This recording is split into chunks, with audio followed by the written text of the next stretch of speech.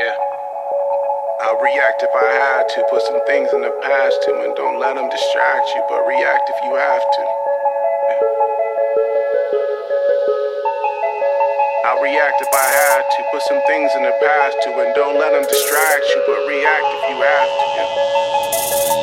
React if you have to. Yeah. Don't know the time, yeah. Just know that I'm, one of a kind, What's on your mind, What hard to find, Beautiful mind, Still in my prime, Just know What's that up, I'm, guys? Pondoff's Anonymous, episode 22. Jeff, the liberal, Alan producing, and Chris, the asshole Pondoff, hosting, if you will. And we're here on a special day, I think we can call it. Used to have for a while there, it had a very negative, dreadful feeling towards the day, but it's different. It's changed, and things are much better, and with, I guess, just letting the cat out of the bag. Today is May 12th, 2020. That we're recording this episode that will release on the Monday in 6 days, whatever the fuck day that is. The 18th. 18th, yeah. So May 12th is the anniversary of the day that my father passed away, who I've talked about a lot on this podcast, and we'll dedicate this show to him for a couple different reasons, but yeah, man, today's a good day, Jeff. I posted it on social media. This used to be it's the anniversary of the worst day of my life, right? Mm-hmm. But I'm doing good, man. And when I thought that I couldn't experience any joy after, like, May 12th, 2012 is when he died, and on May 13th, 2012, I thought life was over and there was no joy or happiness or smiles to be found. And when you're in the pit of a grief vice grip, that's how you feel. Hopelessness, joylessness, lack of, not happy. But that came to be bullshit. I found joy again, and I found happiness again, and I'm a smiling from ear to ear prick sometimes. So I shared that on social media because I want people to know it's parallel to addiction. When I was actively drinking and using, the thought of getting sober, of removing that addiction, of that vice out of your lifestyle, out of your life, is such a dreary, dreadful vision into the future. You just, there's no way, your brain doesn't recognize that you'll be able to be joyful, because your joy and your happiness and your smiles are all tied so and fucking twined with your addiction, that you remove that addiction, there's no way that you'll be able to experience happiness again. So it's parallel that when Tom died, that I was fucking addicted to him, man. He was everything to me. So when he died, there was no way that I would experience joy again. And voila, I did, and I do, and I am happy for the most part. Like I've always said, I can be a moody prick. Comes with the nature of being a recovering alcoholic, I think. Everybody else gets to fucking let a load off. I gotta actually feel, Yep. But it's also parallel to, I bet, to a lot of people right now with the way they're feeling in the current state, hopelessness, and we've talked about anxiety and depression is at an all-time high because of this COVID shit. So yeah, for sure. There is reason to have hope, and I promise you that you can find your smile again. So that'll about do it. That'll wrap up the episode. All right, cool. I kind of jumped right in. No, that's good, man. Today, I'm looking forward to today, and I've been looking forward to today for a long time because we're going to jump into something that I have been wanting to ask you about privately anyway. So I'm going to get to hear this story fresh right now for the first time. So I'm excited about it. Well, that's cool. And this is the second episode in a row where, I want you to participate as much as you can and want to. Always, but last fucking episode it was just me and my mom, and I've already gotten reports back that it was great, but I talked too much and didn't let her talk enough. And I think that's part because I'm an idiot and I'm new at this and I ramble the fuck on and love the sound of my own voice. But she was a little nervous and she kept telling me to drive, so I drove. And right, we'll have to have her on again because people want to hear more from my mother. She's so sweet and beautiful, and she can probably share some more insight to the story of being a mother of an alcoholic and an addict. So I appreciate the feedback, assholes, and I will work to improve every episode. But Jeff's right. He's asked for this one today. And I'm going to tell you, I don't talk about it very often. There's a couple reasons why, and I'll get into that. But it was. We're going to talk today. I'm going to share, and I think I mentioned it a couple weeks ago. I'm going to share my Stanley Cup story, and my journey following the run that the St. Louis Blues had, and try to articulate what it meant to me, and I think a lot of people listening are probably going to say it's a fucking sporting event, but this whole deal was a spiritual as fuck journey for me, and I'll get into why. And Jeff's wanted to hear the story. It's not a thing I talk about. People ask me because I did post a lot on social media, as did everybody, but I thought I posted it in a creative way that wasn't too much of a hey, look at me. It was honoring not just my life as a lifelong ice hockey member of that community, honoring my old man who's gone and wasn't here for what would have been one of the greatest days in his life to watch his team win this thing, but also all the other folks that are like me that have had grandpas and uncles and fathers pass on without seeing. Every one of those motherfuckers was in the building with us, not just on Game 7, during Game 7 at the Garden in Boston, the TD Garden, but throughout that run last spring and early summer. Man. And I don't talk about it often because it fucking is... It gives me the goosebumps out of my ass. It was a magical deal. It sometimes feels like I'm telling a fucking fantasy story that didn't really happen. And I got to pinch myself. So, with those reasons, and in fact, I'm even wearing my shirt today that I wore throughout the playoff run. Yes. It doesn't say, Chris, you're hot. For those of you that are watching on YouTube or the Facebook deal, it says, if we can just get hot, we can win this baby. And it's satire a little bit. That radio show, I listen to it in the mornings when I can, a TMA on 590 here in St. Louis, AM. One of the hosts, that's one of his sayings. They made a joke about it, made it a t-shirt, and I shit you not, I wore this shirt, and even in fucking Boston, there was somebody that said, like the radio show slogan that said "Free Dotem" to me in Boston while I was wearing this shirt. Nice.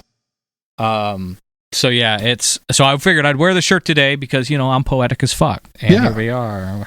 We're gonna weave in a little Gloria throughout the episode, and or maybe at the beginning, depending how Jeff wants to weave that in, and if we even can legally, but So to start this saga of Chris Pondoff and ice hockey and St. Louis Blues and fucking heartache. I do got to start at the beginning, and this episode's going to be a little bit of storytelling from Chris, right? So, I hope it doesn't bore people to death. I hope people still listen, and it's somewhat fucking captivating. I'll try to keep it that way, but I got to start as a little kid. When I was born into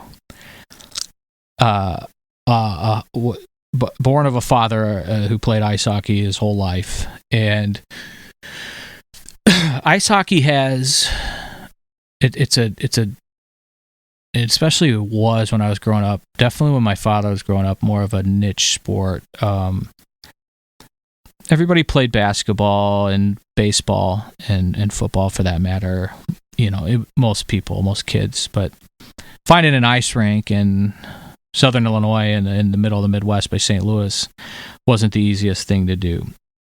And with that comes a fraternity for those of us that wanted to play ice hockey, or those of our parents that got their kids into playing ice hockey, because it's it's just a smaller group of folks. It's a different style of sport. With limited ice rinks comes it is a bit more expensive with equipment and ice time. So it's not just a sport that everybody played, and which is unfortunate. And I think that's being fixed now. Youth hockey in the St. Louis region has fucking exploded. Yeah. Mostly because of the amazing work of the alumni group of the St. Louis Blues. It's so woven into our community. And there's rabid hockey fans out there. Fucking rabid hockey fans. Bluesers, if you will. And they're all around us, and it's awesome because that's what the game needs. But then there's also the kids that and the families that want to play it and be a part of it, and almost to an unhealthy extent.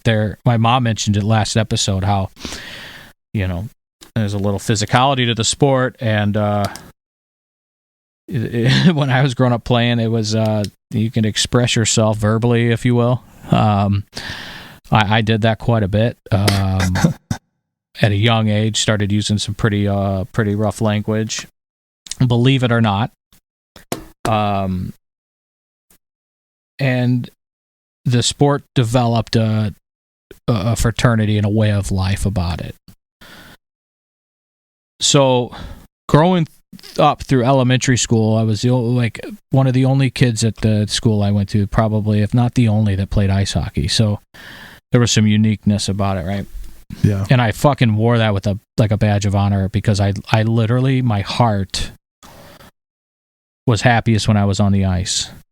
So much so that we would practice as a little kid before school. And I'm not talking about going out in the driveway and shooting some fucking pucks around in your garage at your garage door.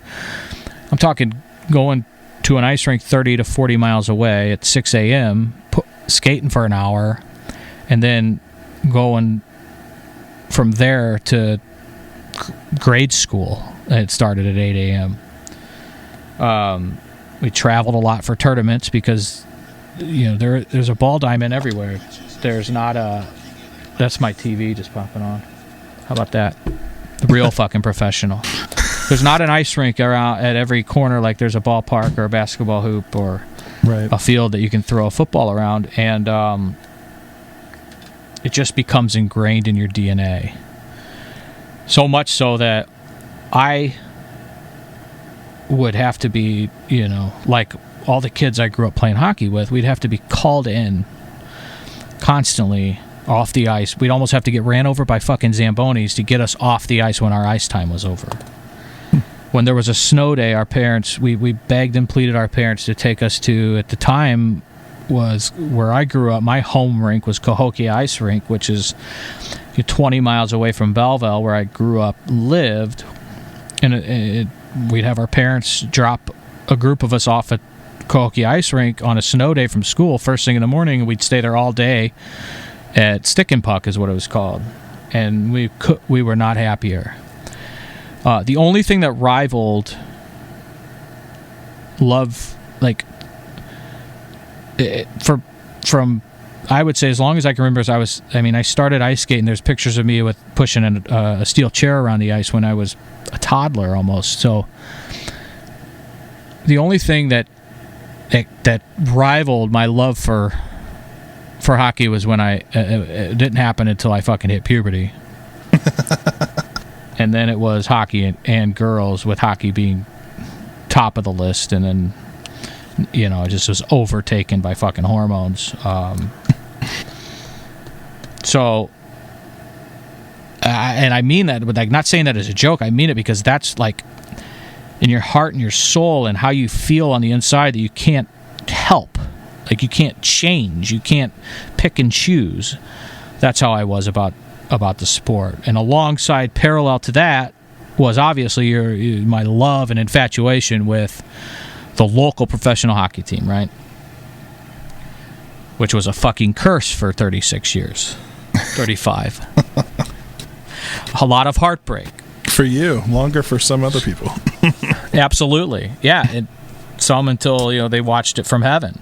Yeah. But so my lifeline to hockey was my father, was my old man. And I didn't say this at the beginning, but when you and I talked, like, there's no better day than the anniversary, of his death, to record an episode about what happened last summer, because it was so fucking intertwined with him and him and I's relationship. And, he played and he was good and he reffed. Like, I started refereeing hockey games with him when I was 10 years old. You ref the kids younger and you get paid quite a bit. But every weekend, if I wasn't at practice, I was up first thing in the morning and we were driving to whatever ice rink to ref a 3-game set, and then going to the next ice rink because I had a game or a practice, and then I would just grew up at ice rinks because my old man would ref all across the region. He was one of the, at the time, more talented refs, and I say that not in the way that he called games, because his motto was he didn't call a penalty until he checked the fucking autopsy. But this every once in a while you could catch him looking up in the stands and spotting a good-looking blonde and missing a good game behind him. They'd say, "Hey, stripes," One time at Granite City Ice Rink, a guy threw a fucking hot dog at him because he was calling such a shitty game. It hit him in the helmet, went down his sweater, his referee sweater. Mustard got all over his fucking referee sweater. He picked the hot dog off the ice, took a bite out of it, threw it in the crowd. Crowd went wild. Fucking amazing. I mean it. He used to call himself Tommy Orr after Bobby Orr, which is kind of ironic, seeing that the curse of Bobby Orr, if you will, was broken last summer. Mm-hmm. Yeah, I could just talk on and on about stories about my old man and ice hockey, and it was our bonding. And I at 5 and 6 years old, would hang out in penalty boxes all across the city of St. Louis, because he would be reffing a 3-game set, and I would just go with him to the rink because I always wanted to be around him and always wanted to be around ice hockey. I learned how to say fuck at such a young age because of this, I hold that near and dear to my heart. I do. Fuck, man. If you can't tell. My old man, his hockey teammates that are still with us today, they're all... My dad died young. He was 54 when he died. And, that puts his buddies, 62. They're all healthy as a horse and playing golf. And I still stay in touch with these guys all the time. Great fucking guys. They call that the Flyers was their name. They used to play at a bowling alley over in the Illinois side of the river. Used to be a fucking ice rink. St. Clair Bowling Alley. I don't know if you're familiar with that. Yeah, I didn't know that. It used to be called La Chateau. He used to play in dirty ass leagues too, where this guy used to carry a lead pipe around in his hockey pants so he could fucking take it out and swing it at somebody. Just some beautiful, beautiful men these guys were. So with that, growing up in these ice rinks, I just got more just obsessed with the game, and I was a pretty decent hockey player. I had a good hockey sense. I was never the fastest or the biggest, but I was a very smart hockey player on the ice. I had a temper, so sometimes I would let that take control of me. But I was a very good offensive presence. Like my father, I wasn't known to be the best defensive forward, although I could kill penalties. I often would play the power play, or play the point position on the power plays to help kind of quarterback a power play. But I wasn't going pro. I had some success in some upper level leagues a little bit. Played some junior hockey for a pretty shitty hockey team, but boy, what a bunch of fucking misfits we were. Got into a lot of trouble, but had in high school, living on a charter bus, playing teams from Tulsa to New Jersey, and just every game is a bit of a bloodbath. It's just shitty junior hockey, but it is what it is, and I always had an eye for coaching, so I coached, and it just was a part of my life. And rewinding back to when I was a kid, growing up in these locker rooms, my father, when I said earlier how he was a talented ref, like he would get the call to not referee the Blues games at the old barn in St. Louis, but he would referee their training camps.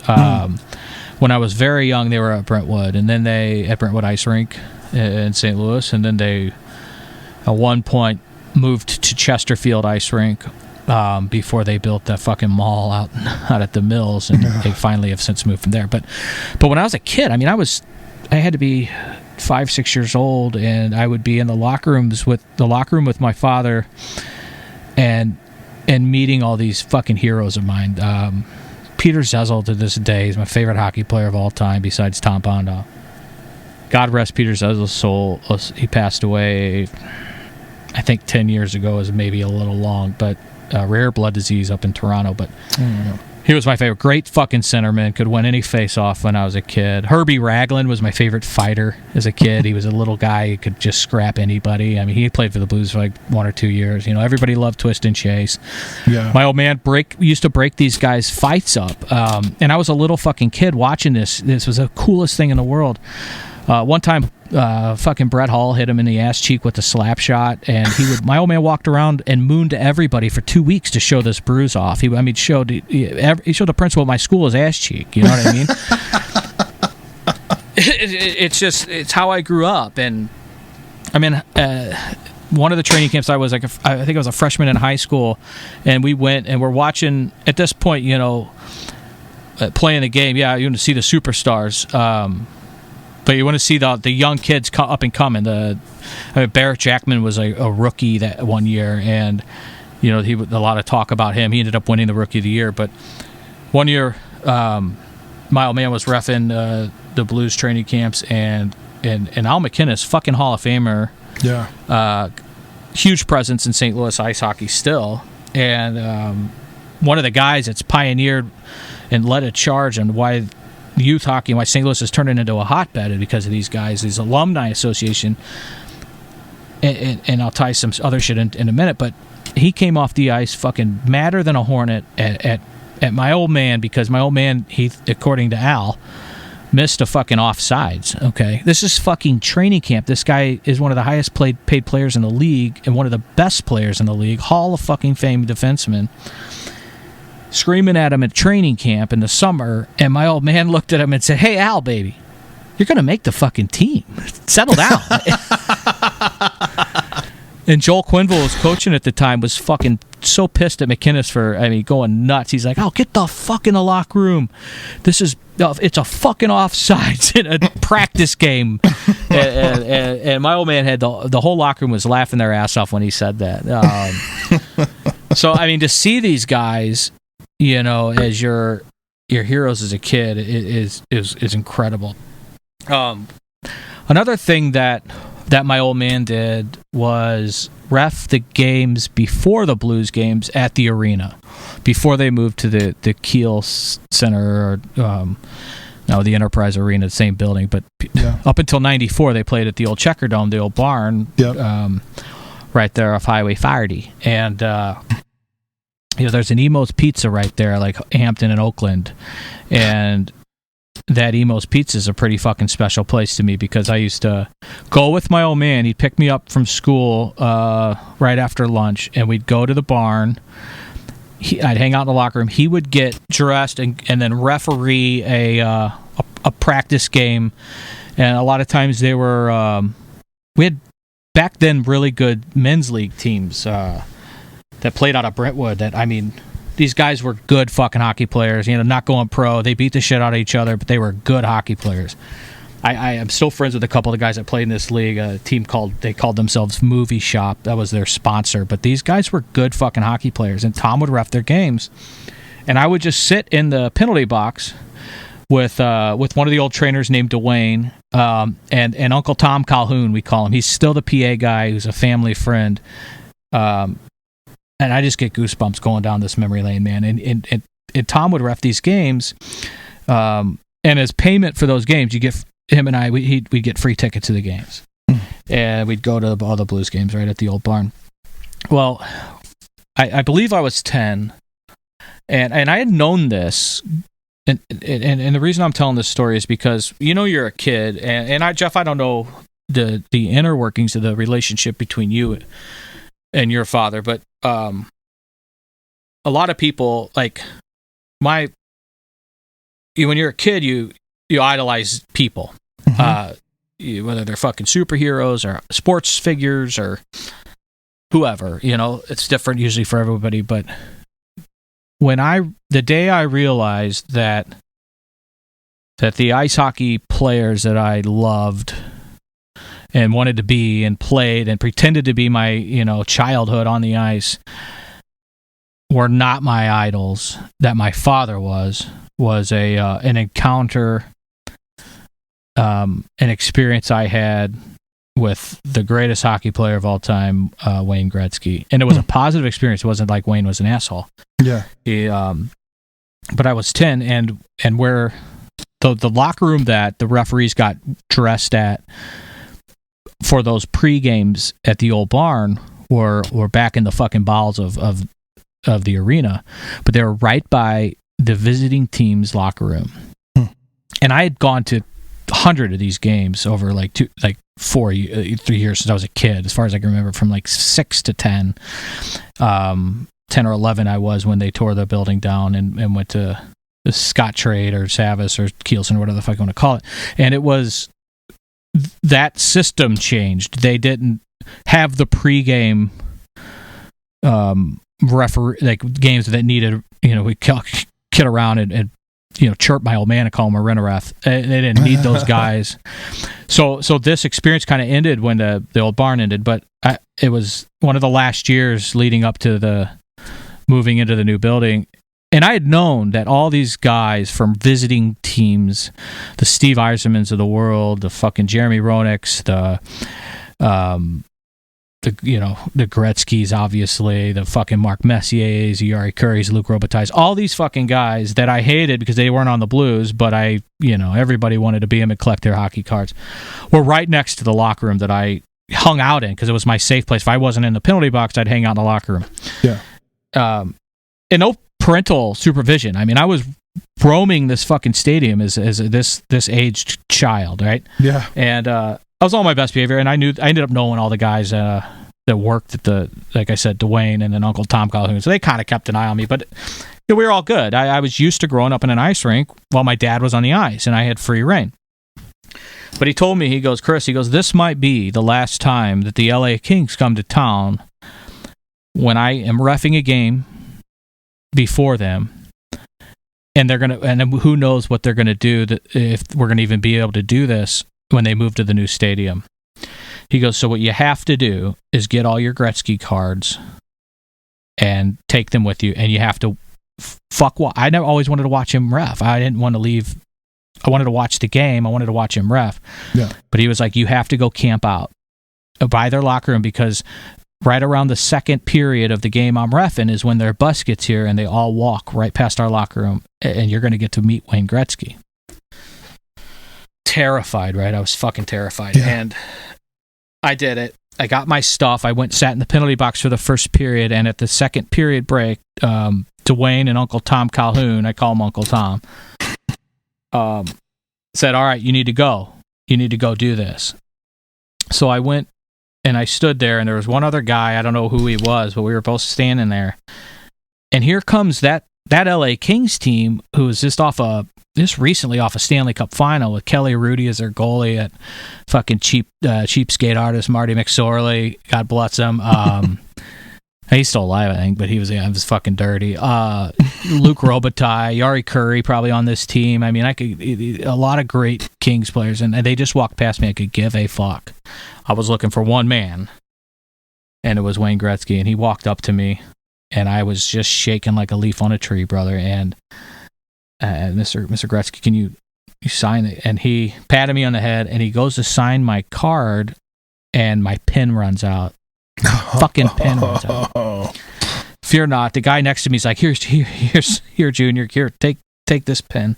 And Gretzky finished signing the rest of my stuff and chit chatted with me. And I took those items he had signed, and I went and I sat in my dad's locker room and didn't fucking move until he got back to that game had ended, and he came back to the locker room.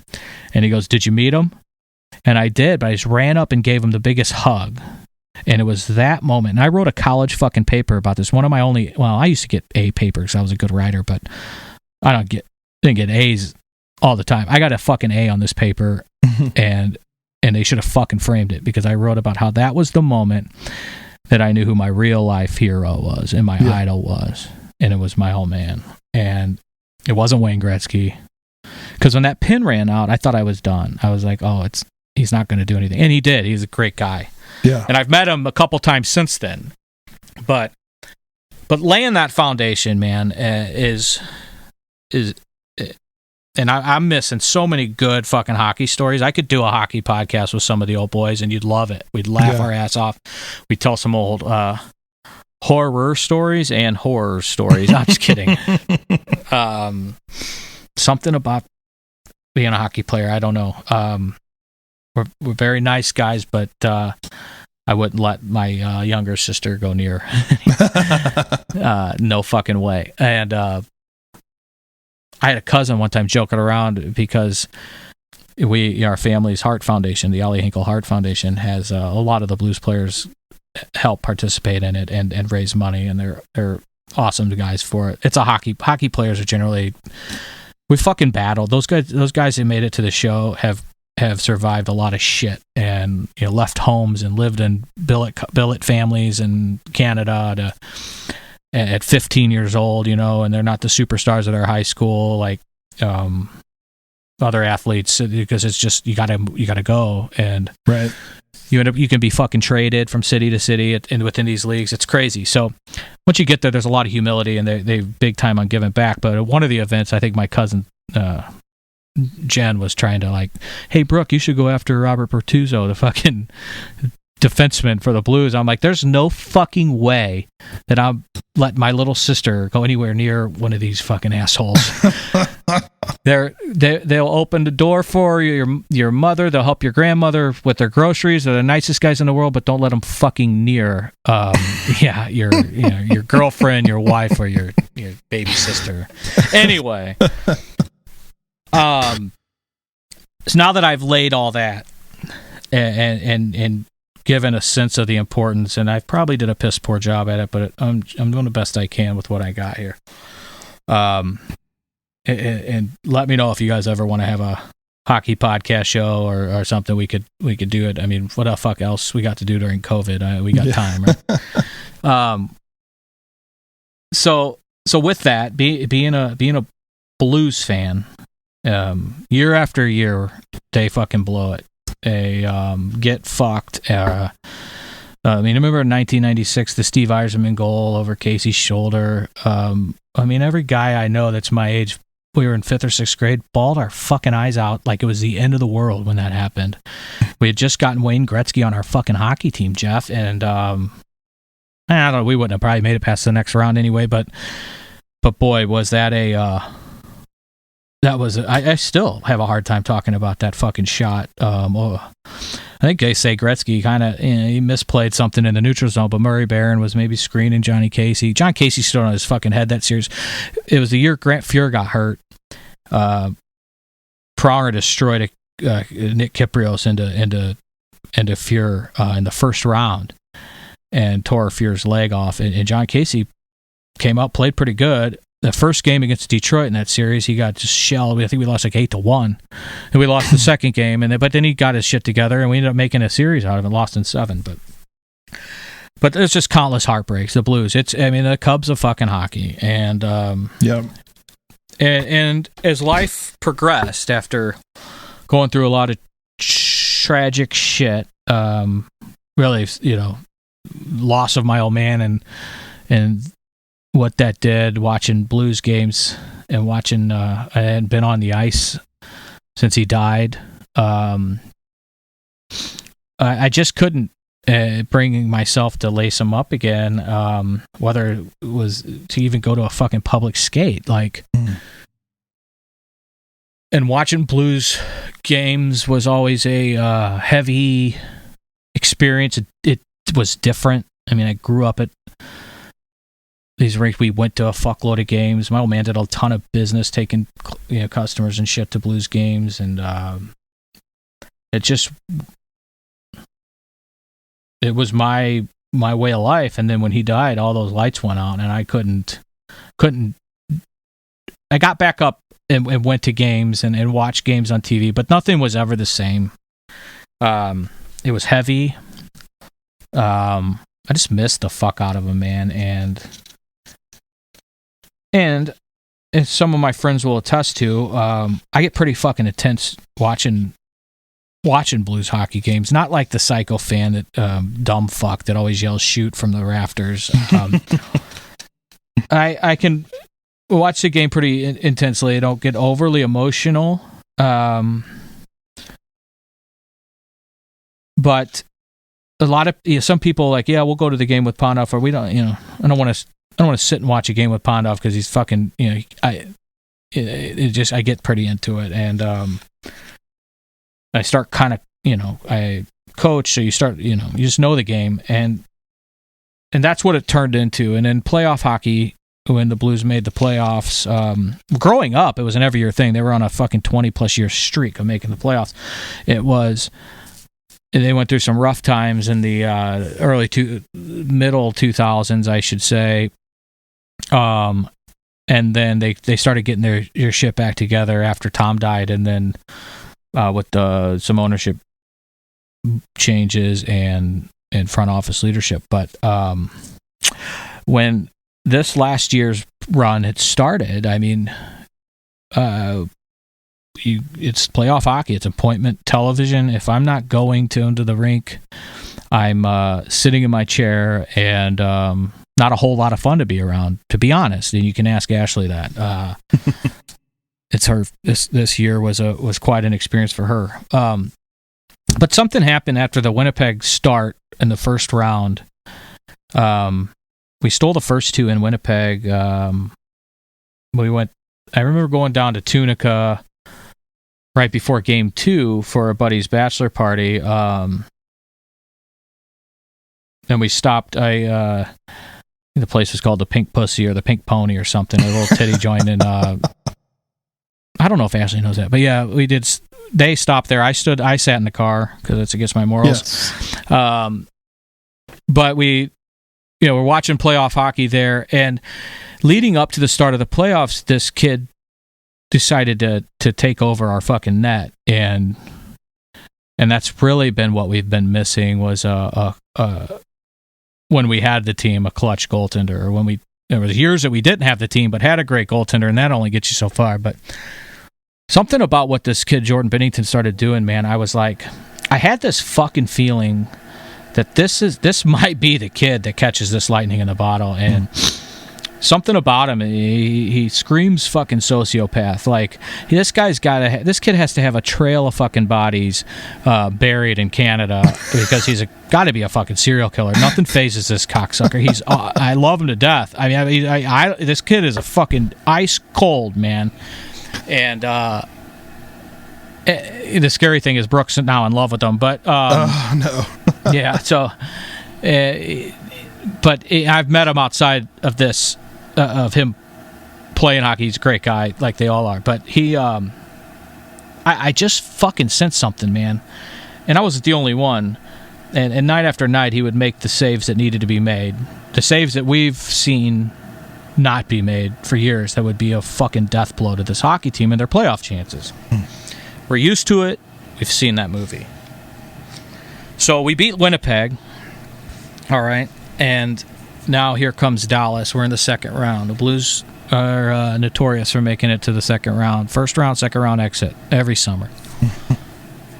So the Dallas series starts getting physical and good series. A lot of flopping around by a couple of defensemen, but all is good. And Game 7 comes upon us. And one of my close friends, who I should have him sponsor this fucking show actually today.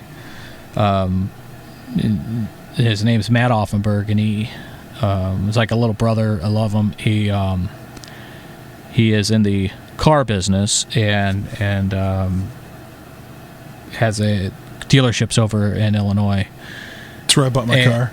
Yeah, there you go. And I always told him he should say, "Don't drink and drive. Buy a Hyundai." Like that, man. What is that a good slogan for some sponsorship here? We'll have to email him that clip. But Matt's a season ticket holder, has been forever, and he's always I went to grade school with him, went to high school with him, and we went to U of I together. And him and I have always bonded. He's always been a student of the game of ice hockey. He's loved it. Yeah, I don't think he played much of it, but he's loved the game. He grew up just like I did, with all the heartbreak, right? Going to games and really studying the game. The kid could actually coach a hockey team, and just with the knowledge that he has of the game. And he knew my old man, and he knew our story deeply. And he's all, him and I have just always been super close. And Matt would call, he'd say, "Hey, I got a ticket. You come down to the rink?" I go, "Well, I am now," because I would either go with him or sit on my chair and need to watch every second and just be glued and deal with my anxiety the way I do now, instead of drinking, fucking slapping peanut butter on a fucking, ice cream shake or something, just eating my nerves. So Game 7, Dallas, second round, he texts me and he's like, "Hey, I got seats actually down in the corner. Why don't you go?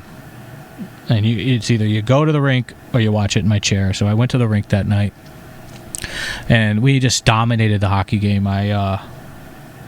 But we weren't dominating the scoreboard. It was a fucking tie game, I believe. It ended up tied, right? We went to overtime, and we were out shooting Dallas 2-1 at least, I believe, if memory serves correct, without pulling up the box score.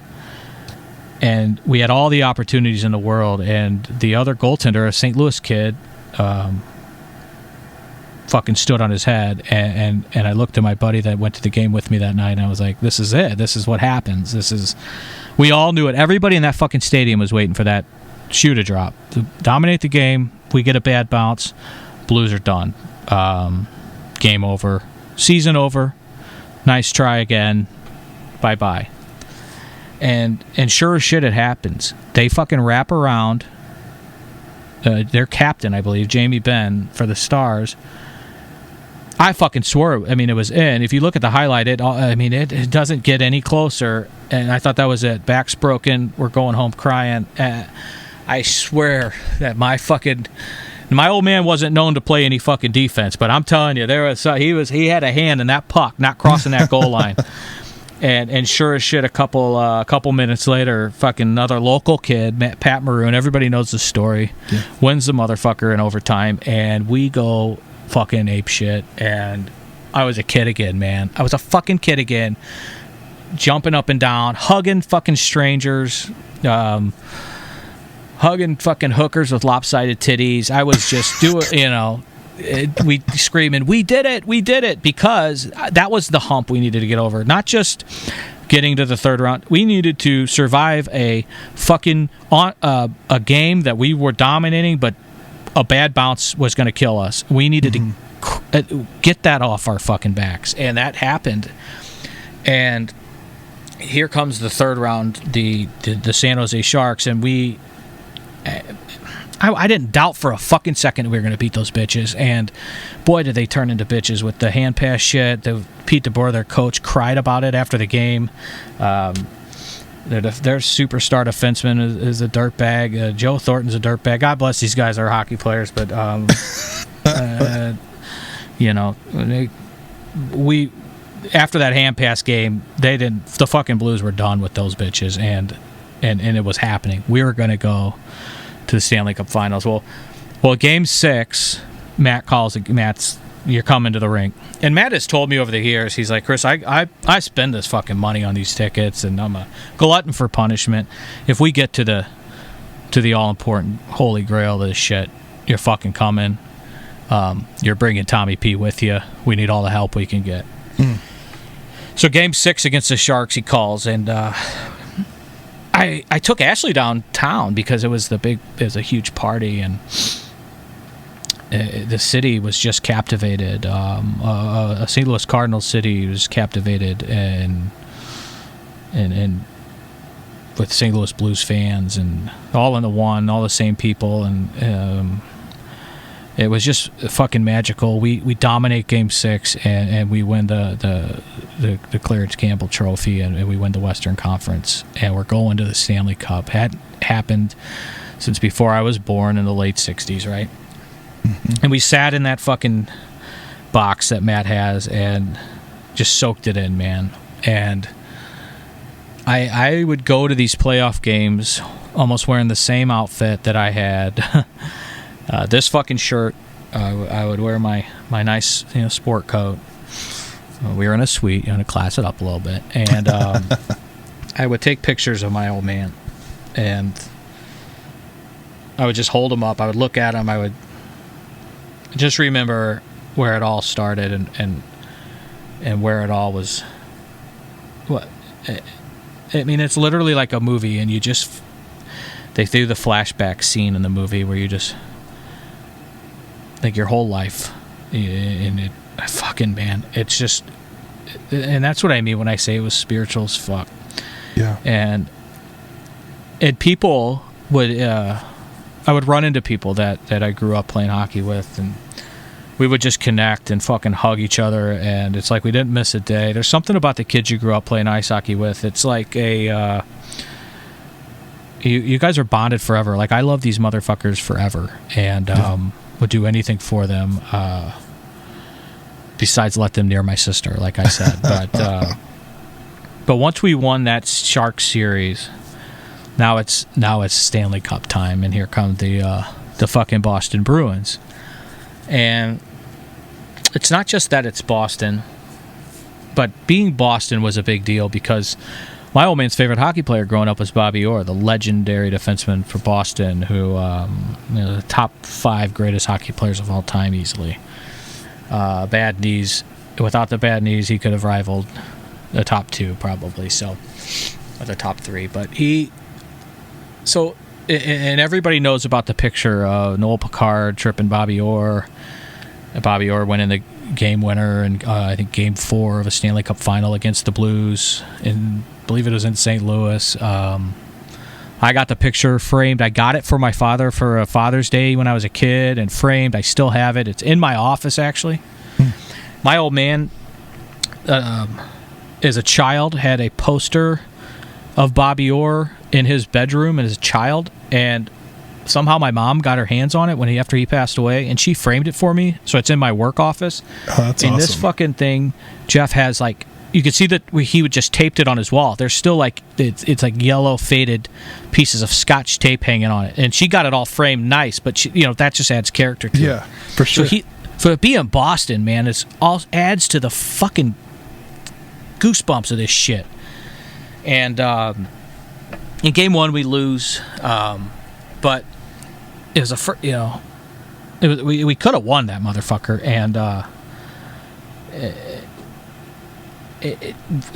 the games that I watched at home, it was me and my wife and Charlie, and there's a great picture of Charlie and I spending a moment together during this that I'll treasure for the rest of my fucking life, and I hope he does too. I think it was after game, because game 2 we won in overtime. Charlie was loving this shit because he would stay up. I'm not putting him to bed during the Stanley Cup Finals or even the Western Conference Finals, but we would watch it in my living room, and it would be my sister Brooke, my mother, and then me and Ashley and Charlie, and we would just they had fun. I wouldn't call it fun. It was magical and spiritual, but I in the moment I was a fucking pacing, anxious fucking wreck, and God, it and that's what it turns into. So now we fast forward to game 3.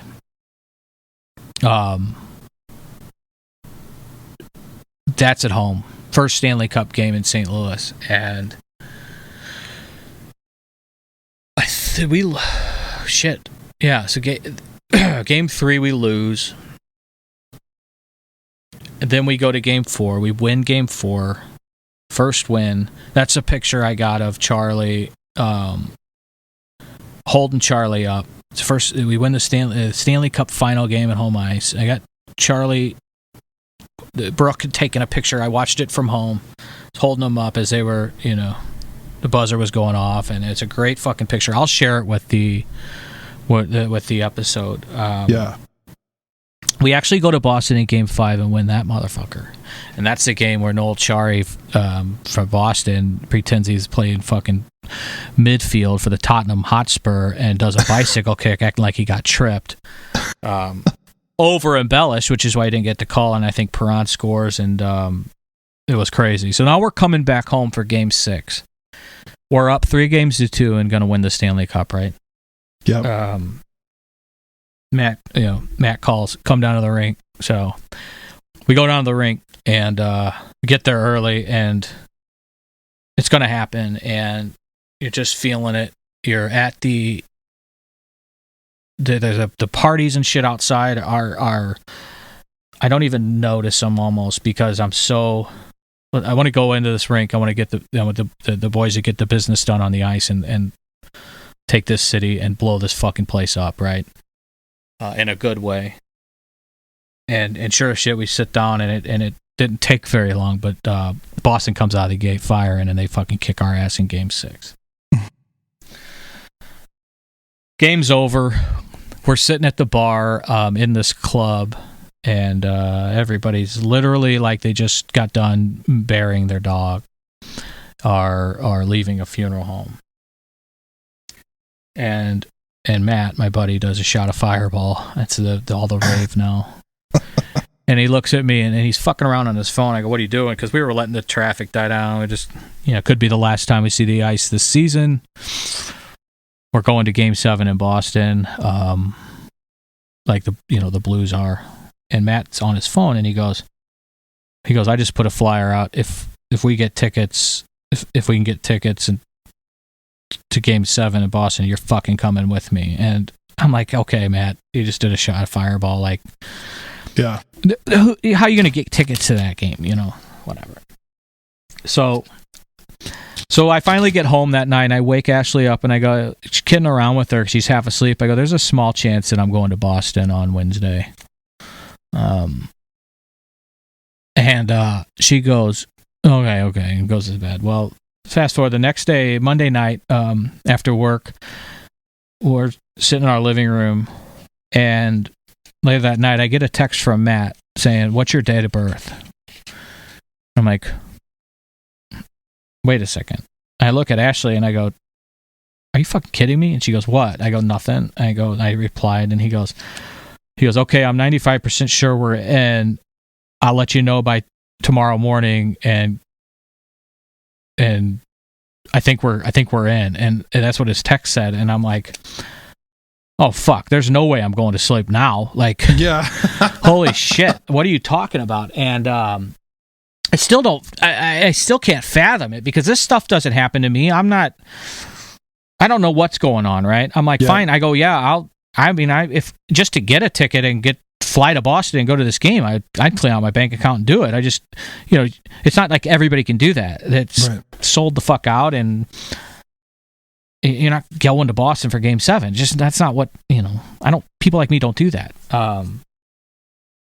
And Matt doesn't do shit like this either. Like, but I get a text next morning at 9:30 a.m. and he goes, confirmed, we're in. I'll have your flight itinerary soon. And I'm like, holy shit! Like, flight itinerary? What the fuck? And I get at noon. I get my flight itinerary on Tuesday for tomorrow's flight. And it's not at Lambert. It's at the airport in Cahokia, where I used to play fucking hockey at. Yeah. It's where the fucking Stars fly out of, not the Dallas Stars. Like, if there's a star coming to St. Louis, that's where they fly out of private jets. They call them PJs and shit. Like, yeah, what? So I mean, Ashley's ecstatic for me. My mom's crying.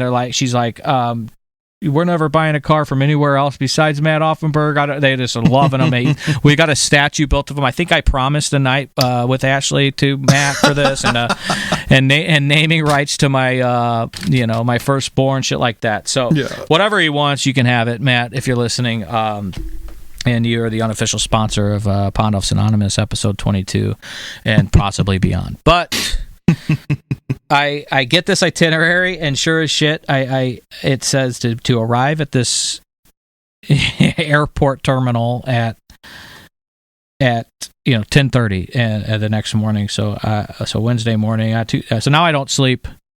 Monday night, when he teed it up that we might actually be doing this.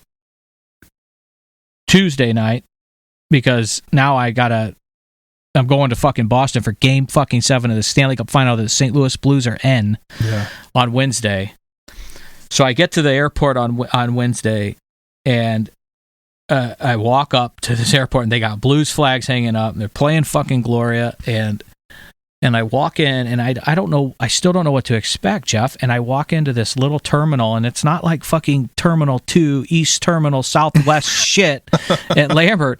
It's like a butler walking up to you and asking you if you want your fucking coffee French pressed, or or if you would like him to ground the beans for you manually. And I'm like, get the fuck out of here.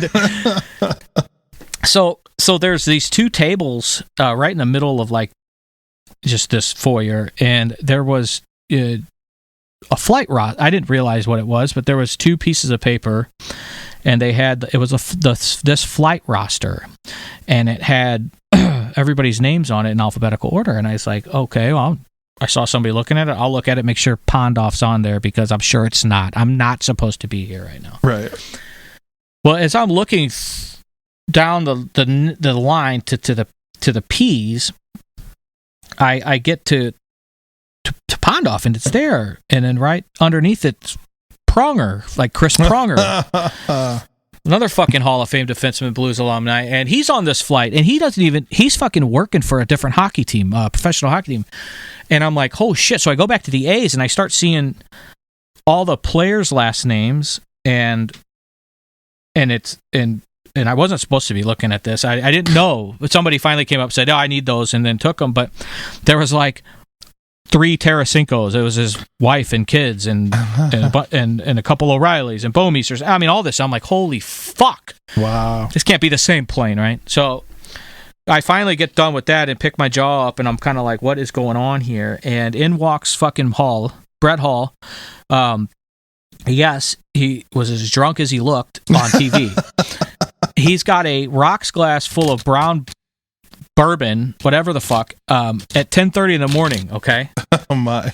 Hey, airport rules are different rules. This is not. Yeah. So the flight staff comes into the terminal and they're like, okay, your guys' plane's ready, and we all walk out on this airport like they used to do. I mean, remember that scene in Top Gun where we're walking off of an airplane? Like I never walked on a runway before. I mean, I guess they used to do that back in the fucking 70s, where you'd walk to the staircase and up into the plane. Like, no shit, I'm doing that, and they're handing us like boxed lunches that are catered professionally, and we go in and you get on this plane, and in the front couple rows, like you see all the Taracincos, there's Blues letterhead, Stanley Cup letterhead with the Blues logo, and then your name on it.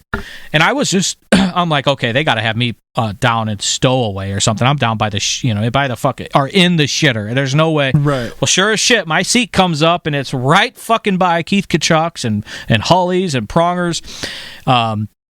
And we're on the plate with the players' wives, who were incredible. They are not the ugliest women in the world, if you know what I'm getting at. Very kind. One of the funniest girls I've met, and she's a great Twitter follow, is Tyler Bozak's wife, Molly. We were both shitting on it. Ryan O'Reilly's wife, Dana, is incredible, and I'm not Ashley. Just listen, Ashley's fucking in love with him, okay, and I am in love with his wife. All right. Anyway, getting a little creepy, but they are the kindest people, and we're all on this plane, and sure as shit, we're going to fucking Boston, and we're flying to Boston for Game 7, but it's like 10:30. The flight takes off at 12. We get to Boston and we're on a flight with guys that I did grow up, watching play hockey. Where the guys on the Blues now, the kids, they're younger than me. They're kids, great athletes. I'm big fans of them all, but it's different. Like, I mean, I want Charlie to love these guys and them to sign shit for Charlie one day. But it's the fucking what's on the front of the sweater, right? The blue note that we're captivated by, and just the phenomenon that is Blues hockey. And then we land in Boston at another private airport, not John A. Logan or whatever the big airport is in Boston, but they like one of the owners of the Blues, not Tom Stillman, but somebody from the ownership group is kind of directing everybody. So before we landed, he was like, okay, on your letterhead has a number 1 through 4, and there's 4 buses, so you'll get on your bus. Is your buddy on this flight with you? Yeah. Okay. Yeah, so it's me and Matt. Just and then curious. Yes, absolutely. So me and Matt, because I'm clinging to Matt like stink on fucking shit here, because I don't like I don't want them to like look at me and be like, how did this bum get on this flight? Where did they throw me out like over Indiana somewhere, like just open the door and say, see you later, loser. So we get to Boston, and we all follow the instructions, and we walk off again on a runway with the big loud plane jets like winding down and blowing my long wavy hair. I'm just kidding, I don't have any hair. And I walk on to bus number 4. Obviously, I'm on bus number 4, not 1, 2, or 3. We're on bus number 4. We shouldn't be out here, okay? And I get on that bus, and I walk back to the back 2 rows are taken. And I sit in the third to the last row, and the back 2 rows are taken by Holly, Pronger, Barrett Jackman, fucking Keith Kachuk, and Bobby fucking Plager. And these are my, so then we load up, we shoot the shit the whole way back. We're all telling hockey stories. I tell a Chris Pronger story. I tell him the story that when my old man was reffing his training camps in Chesterfield, Terry Yake, Blues forward, came out in the hallway, and he had ice duct taped around his entire torso, like 6 inches of ice. And a reporter, I think for like Channel 5 or Channel 4, was like, "Hey Terry, mind give a quick interview? What happened? What happened to your ribs?" And Terry Yake said, "Why don't you ask the fucking captain?" I guess Pronger fucking raked him pretty good in front of the net. So I told Chris Pronger that story, and he was laughing his ass off. And I told Holly about my old man mooning everybody from one of his fucking shots, and he said, "Yeah, you tell your fat ass old man should have got the fuck out of the way. I was trying to clear the puck." Like, just all chirping, but all a great time. Like, you're one of the guys. I mean, we speak their language. We played hockey, so it was just. I mean, the day has just been a fucking spiritual as fuck day. My old man, I guess my heart is pulsating. I'm fucking, I don't know if I'm gonna fucking cry or come. I'm fucking going nuts, man, or both. And I just can't. I can't still to this day believe that this shit happened. And I'm not even fucking done yet. And I know that the episode's getting long, but I don't give a fuck because I'm on a fucking roll. I'm on fire. And God damn it, we won game fucking 7 of the Stanley Cup Finals in Boston, and I was fucking there. Yes. And oh my God. And so we get in these buses and we get down whatever highway the fucking Boston, and we drive past Fenway Park. Huge traffic jam, and I guess it's Boston, right? So we're in the bus for 45 minutes before we get to our next destination, which happens to be... It has 45 minutes of bullshit with these guys. I mean, at least. And what a fun, fucking unforgettable bus ride that was.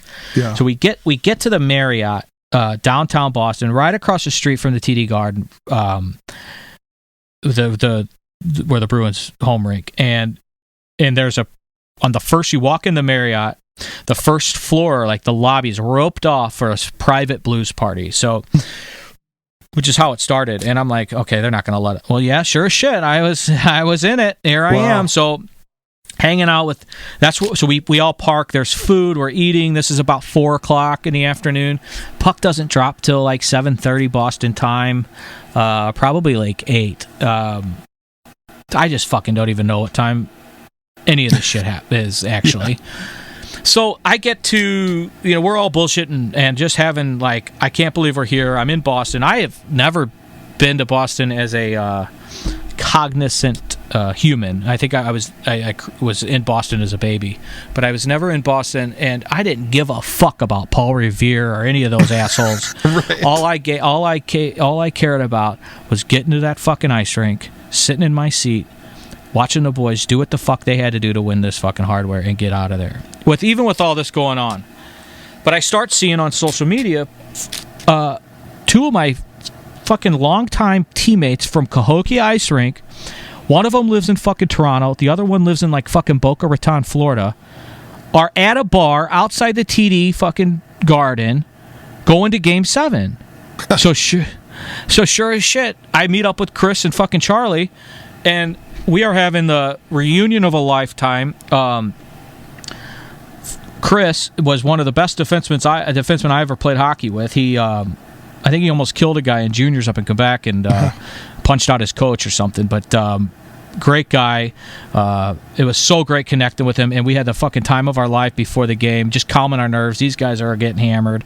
I'm fucking, slamming bottled water and club soda, having some fun with the Boston folks. Like they weren't so bad.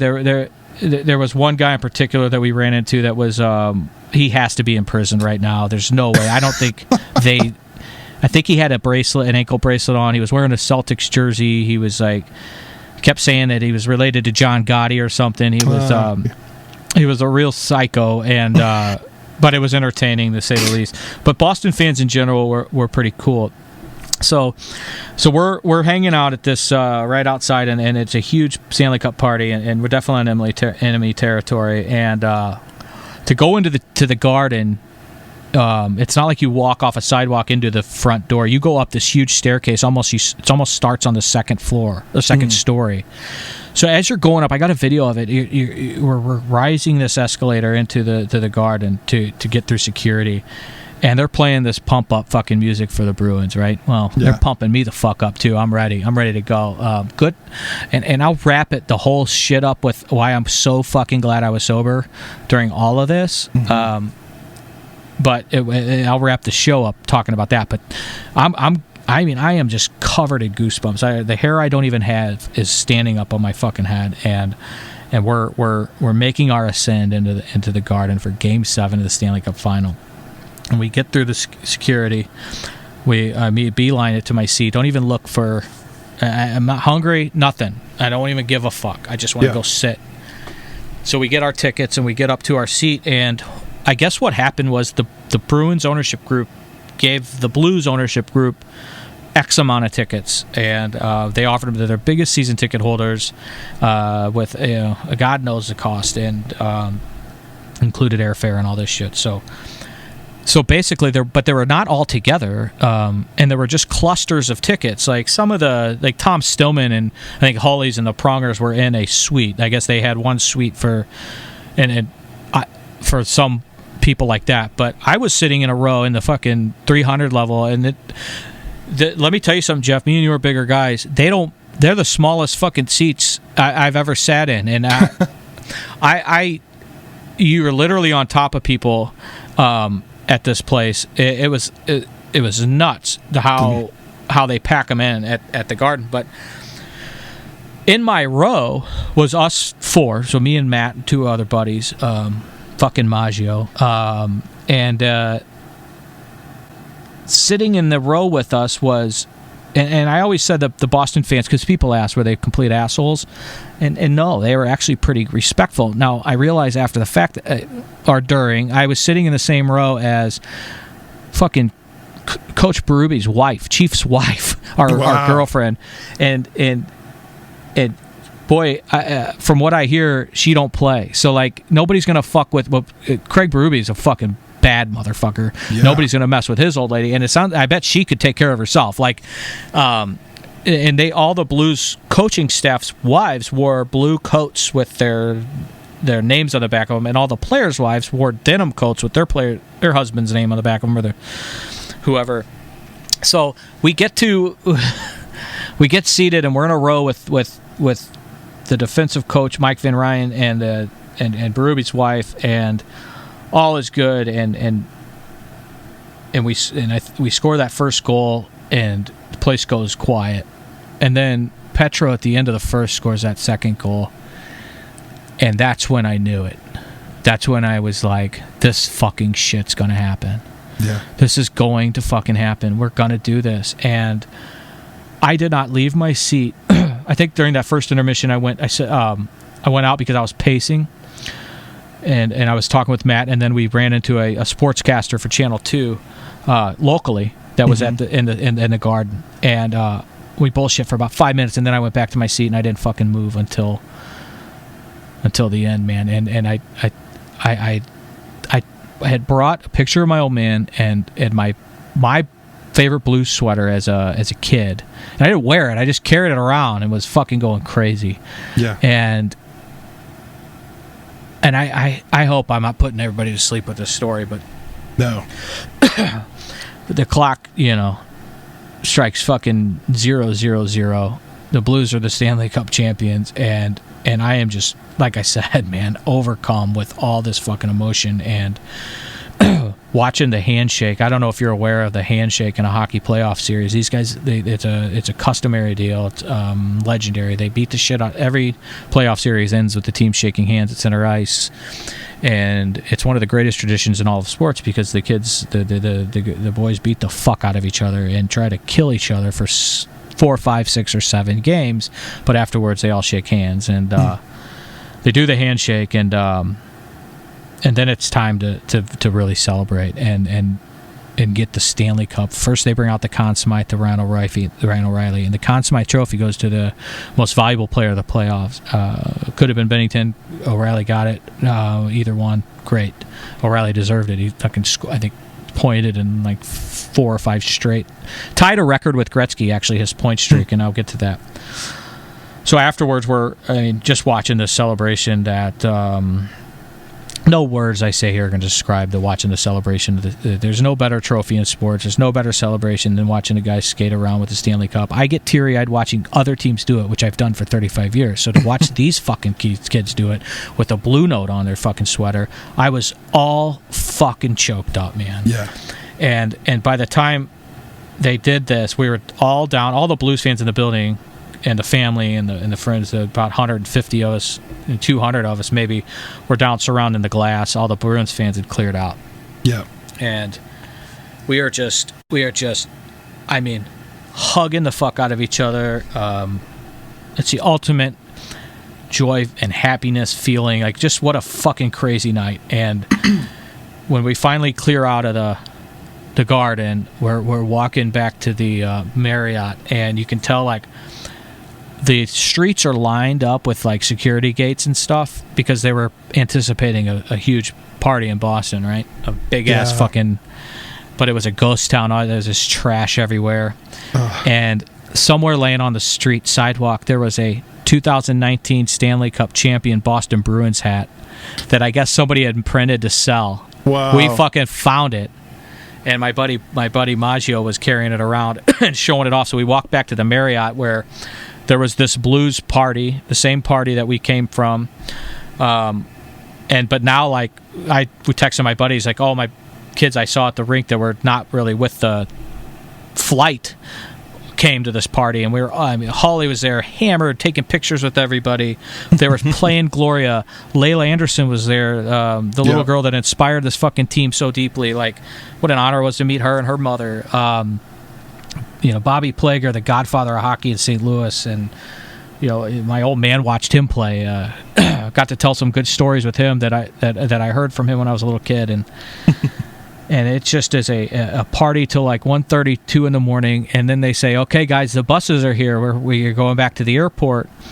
So we get back on our buses, and they start handing out these, I guess they ordered like 100 large fucking Boston pizzas, and start passing them back to the buses. Nobody's eating anything, so we're all slamming this pizza, this Boston shitty pizza, and Holy takes a whole large pie to himself and fucking slams about 3/4 of it, and then pretty much passes out on the back, laying on the bench, just fucking done, right? Yeah. So we get back to the airport on these buses, and now we're all walking to the plane where it's probably 2:30 now, Boston time, and there is champagne just being fucking passed back, and all the like players' wives are just slamming champagne, all this shit around me. Obviously it doesn't bother me, I can be around all this shit, and I'm just soaking it in, sober as a fucking priest on Sunday, and just like talking like a fucking, like, you could have probably committed me to a fucking psych ward. I was like talking to my old man and being like, thank you, I know you saw this, and I know you were here for this, and just looking at his picture and fucking crying like a bitch, man. And nobody slept on the flight. It was about 2.5 hour plane, a flight, and about 20 minutes before we land back in Cahokia, the owner gets on the microphone and is congratulating everybody. Everybody's singing Gloria, the song, and he goes, so that when we land, there'll be buses at the airport ready to take you guys back to this Enterprise Center. And we're like, what? They're like, yeah, there's a small reception that everyone's welcome to. And I'm like, no, there's no way, and we're not welcome to this. So we land, and I go, Matt, he goes, I talked to Eric, his, I guess, connection there. He's like, yeah, you guys are we're going. And I go, oh, all right. So we get on the bus, and we get on a bus that's pretty empty. I think we lost some stragglers, right? Holly was one of them. I didn't see Holly from the bus back in Boston that took us to the private airport afterwards. I left him on the bus, and I don't know if he fucking made it off. I don't know what happened.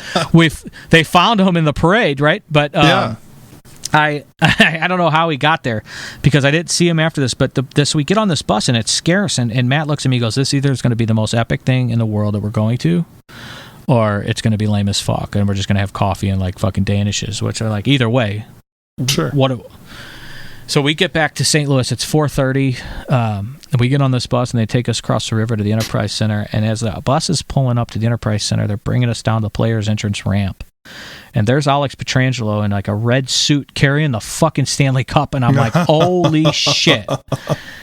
Sure as shit, we're in this private party room for 3 fucking hours, full-blown breakfast buffet, people get wasted and celebrating with the team, holding the fucking Stanley Cup, talking to Darren Pang, and I got to visit with Ryan O'Reilly and share with him some things that I've heard about his. For those of you that don't know and listen to this, I'm a licensed foster parent, my wife and I, and our first placement, Charlie, we've adopted him now. He's our son. It's a fucking miracle and all that shit.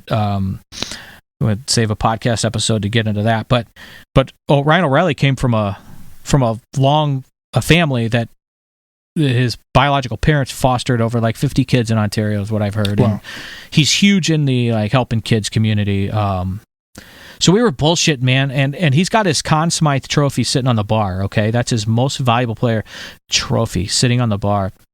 Darren Payne comes up and we're talking, and I show Darren Payne the picture of my old man and tell him the story, that he's been gone for a little over 7 years at the time, 8 years today. And I go, and he was in this fucking building, and it was a picture of my old man sitting on his bench at a hockey bench in some of his gear after a men's league game. And Darren Payne, little guy, right, bald as fuck like me, and he says, "Come here, big guy, bring it the fuck in." And he gives me the biggest fucking hug. He goes, "Fucking right." Fucking right. Starts crying. Wow. He goes, "Come here." Takes the picture. He goes, Ryan, look at this. And he puts my old man's picture on top of the fucking Conn Smythe trophy. And he goes, "Take a picture of that." And Darren Payne did that. And O'Reilly was fucking shaking my hand and giving me bro hugs and shit. Yeah. At one moment, we're over and by all the guys are picking up the cup and taking pictures. And Braden Shin, which is funny, I bought him a drink at Olive and Oak a couple months later. I saw him there, and he doesn't remember it. And I didn't even bring it up, but I said, "Trust me." He goes, "Thanks for the drink." And I go, No, fucking thank you. Braden Shin looked at me and goes, "Here." He goes, "Picked it up, hold it." I go, "Braden," I go, "I'm not touching that fucking Stanley Cup, man. This is the fucking Stanley Cup, and it's sitting right there at my fucking shoelaces." And I'm like, "I'm not touching it." And he's like, "What do you mean you're not touching it?" I go, "Braden, I got my fucking ass kicked in juniors. I didn't come anywhere near earning something, an opportunity to touch this fucking thing. It's a real, like, wise guy hockey thing, you know?" And he goes, "Listen, we all got our fucking asses kicked in juniors. Hold this motherfucker. Give me your phone. I'm going to take a picture of you." And that was a quote. And so I pick it up. And I go, "Come here, guys." And I didn't want a picture of it by myself. So he takes my phone and takes a picture of me and Matt, our buddy Colin, and fucking Dirtbag Maggio holding the Stanley fucking Cup at like 5:36 a.m. in the confines of the Enterprise Center, partying with the fucking Blues players and their wives, and Chris Kerber and John Kelly and Kelly Chase and Keith Kachuk and Barrett Jackman, and it just was it was just the most fucking surreal experience in my life. And Tom was there every fucking step of the way, and I documented it well, like on social media. It was a Stanley Cup journey. I had mentioned earlier in the episode about how special that Emos was, because Tom and I, in between the games at the barn, that Emos on Hampton and Oakland, would go there, eat pizza, and then go back to the rink for the game. So I think it was Game 6. I made sure I took Ashley and Charlie to that Emos and took a picture there. And I mean, it just was fucking in my heart. And it wasn't just a game. It wasn't just a vacation. It wasn't just a trip. I mean, this was a one-day trip. And I will never ever forget it for the fucking rest of my life, man. And I'm telling you, when we left that Enterprise Center, it was about 7:30 in the morning. I mean, I hadn't slept in days, right? And I literally haven't been up this long in a overnight, like a literal overnight where I didn't lay in bed since my fucking wild ass cocaine days of my 20s. And they not. On my best fucking coke high and whatever fucking orgy I was on, it didn't even come to a drop in the fucking bucket of the ecstasy, pardon upon, of what this day and night and moment meant and felt. And I was able to fucking feel it, every fucking ounce of it, because I was sober, man. And because I turned my life around, and if the Blues would have done this while I was still a fucking wreck, hammered drunk, no fucking way I would have had it, appreciated it, and fucking man, it's just crazy to think about, like, how bad it would have been. I've told people that I would have fucking died. I probably would have drank myself so fucking stupid, Dim just winning the Western Conference Finals. Like, I would have done something stupid and got fucking killed or something, man, or overdosed on fucking blow. I don't know. It's crazy. And so to be mindful of that, and to just fucking look up to Tom and look up to fucking Jesus and be so fucking grateful. My God, man, it's just crazy to fucking think about, brother. And I left. So we walked up that ramp to leave this Enterprise Center, and the garage door opened, and it was bright as fucking day could be. It was like leaving the titty bar after an all-nighter. And that fucking, because it's dark as fucking there, that sunlight hits you. But instead of like an ultimate depression and an ultimate low, like, oh, what the fuck do we got to do now? I was like, where are we going? Where are we going? So I mean, I think I got home. I caught Ashley and Charlie as they were leaving for school and work, hugged them, and then I actually had a fucking work call at like 8:30 that morning or 9 that I made, and then after that I went to O.B. Clark's, and this whole city was the most special place on earth for a couple weeks, wasn't it? I mean, I just Man, and I could go fucking another 2 hours. We're at an hour and 24 minutes. It's probably our longest episode. I could keep fucking going, Jeff, but I probably tuned a lot of people out and put them to sleep talking about this. But I don't talk about it very often because it's so surreal. Yeah. Like it didn't happen. Like it wasn't possible. And I'll wrap up in a minute. But one of the points is like as devastated as I was that they lost Game 6, right? And how heartbroken, and then fucking pity party want to go, why can't the Blues just do this, blah, blah, blah. If they didn't lose Game 6, I would have never had this fucking Game 7 experience. Yeah. You know what I mean? And I think that, and I'm not going to be all fucking philosopher Friedrich Nietzsche or Joey Nobel, whoever the fucking Nobel Peace Prize is named after, but going through the shit we're going through today, going through depression, going through this anxiety, going through addiction, going through this fucking COVID shit, there's going to be fucking good again, man. There's going to be joyous fucking occasions and times, and I don't think we recognize them without the lows in life. Like if every day was fucking Friday, we wouldn't fucking know what Friday felt like. You got to have a Monday, right? And I'm not, like Matt said, I'm not being all Pollyanna and shit. I understand how hard and brutal it is, and I know people are losing their fucking lives, but yeah, what didn't kill, I tried to every second of every day post Tom dying to fucking end my own life by just drinking myself to death, and it didn't happen, and God had other plans, and I was able to find joy again, and I was able to experience something like this that I never in a million years could have dreamed up. I fucking dreamed every day the Blues would win the Stanley Cup, but to experience like this, to have a to have every little thing, I'm so grateful for Matt for including me, but to have every little thing that happened, I mean, the only thing that didn't happen was me fucking lacing him up in Game 7 and maybe feeding fucking O'Reilly that fucking one-timer, and I mean, that's all. I would have looked good doing it, but yeah. Or maybe taking a fucking shot at the rat, Brad Marchand, even though I don't hate him, actually. Everybody else does. I think he's a good hockey player. But the point is, I just don't, there's nothing that I could have imagined or drawn up on a fucking drawing board that would even come close to what fucking God had in store and what Tom helped fucking put together. I just believe that from every fucking hair on my fucking body, every fiber of my being, I believe that, and I will go to my grave believing that, and he was there, man. He was in those fucking buildings with us, and I often say I wish he was there to see it, but I don't often say that. I hear that often. That's what I should say, but I know he saw it. I know he fucking saw it. I know he was there, man, and it is just like I know it. Like I know that I'm Chris, that I'm 36, that I know my identity. That's how much I know that Tom was there and and it was in that building, and along with everybody else that loves the game of ice hockey like I have, and has had family members that have. There's so many similar stories out there to mine, and if you're listening to this, guys, and you know somebody or have it, fucking please shoot me a note. I'd love to have you on the podcast, and we could talk about it. I will talk about this shit, obviously, for fucking hours. And it's not like we're answering to any stockholders or any fucking advertisers, so who gives a fuck who listens? This shit's fun, and it makes my heart fucking smile. And I'm setting a record with how many times I say fuck today, but I think that works out too, man, because if what you didn't get to see until later was the celebration after Game 7, and all those guys were dropping F-bombs like you. I mean, it sounded just like a Pondoff's Anonymous episode.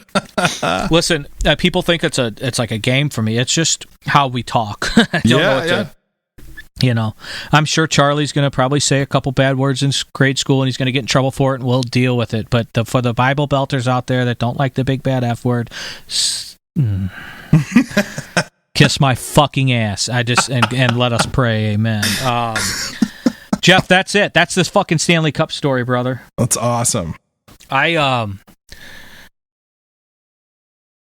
want to close with the cherry on the second cherry or third cherry on top from the Stanley Cup story, and it is about my my little boy, my pain in the ass, my son now, Charlie.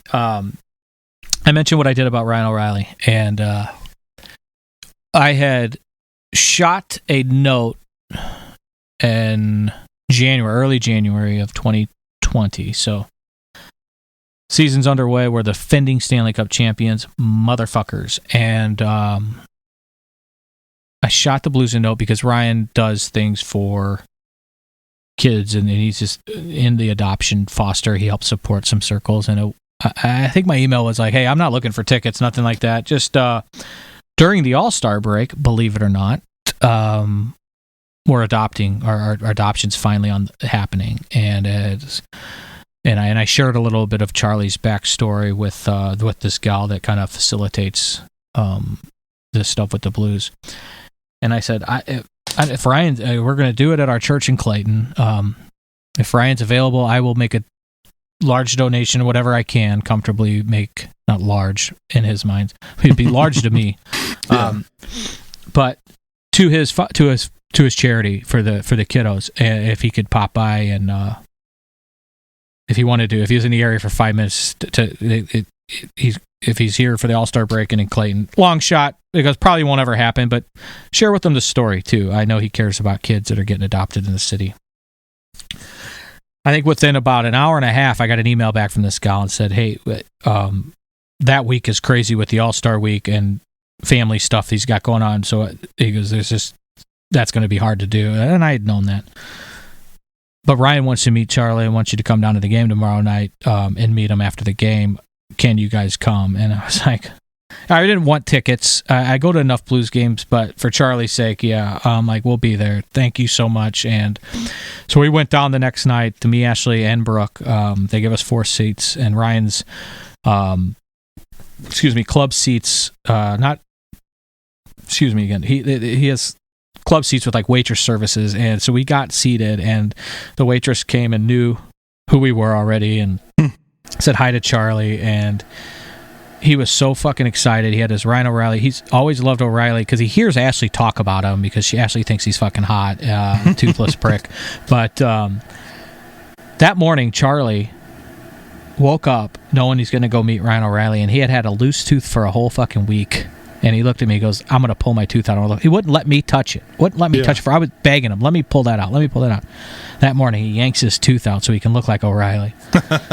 So after the game, we go down and we get to meet him. And Ryan spent about 15, 20 minutes with us. He had other kids to meet too, and it just couldn't have been a kinder fucking soul. Charlie asked him to show him some karate moves, so O'Reilly was trying to show him some ninja moves, and I said, hey, take it easy. Don't get fucking hurt here, brother. We need you healthy for the playoff push. But spent time with him, signed a bunch of stuff for Charlie, and it was just a fucking magical cherry on top to see Charlie how excited he was, and signed his T-shirt. Charlie still talks about it, and he wore his signed Ryan O'Reilly T-shirt. He wanted to wear it in court, which I was fine with, but Mama Bear had his little shirt and bow tie, but he did it at the party after the adoption at church. He put on his Ryan O'Reilly shirt, and we had quite a day, man. It was it's awesome, and it's just so like ingrained in the fucking DNA of my life and my heart, man. It's just hard to even look back that all of that shit happened, and these blessings in my life. Me and Charlie, I wrote about it on social media that in a life where I thought would have no more joy after Tom died, I found quite a bit, and I'm so fucking grateful for it. And I think he has had a hand in a lot of it. So, oh man, with that being said, Jeff, I just I'm ready for these boys to get back on the ice and defend that fucking Holy Grail. Yeah. And hopefully we'll be back to that soon. I am dope sick for fucking ice hockey. I am dope sick for sports. I gotta get some sports. NASCAR's coming back Sunday. Amen. Praise the Lord. Holla fucking Luya. Let's go Blues. Jeff, thanks, brother. Thanks for listening. Thanks to all you guys. Be safe out there. Be well. God bless. Let's go Blues. And let us pray. Amen.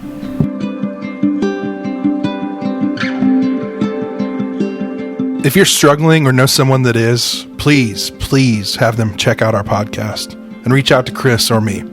We want to listen, and we're super eager to help. Pondoff's Anonymous is Chris Pondoff and produced by me, Jeff Allen. Our music is Anti-Hero by McCall and Gentle Waters by Wild Wonder. For more information, visit pondoffsanonymous.com. Find us on Facebook and Instagram.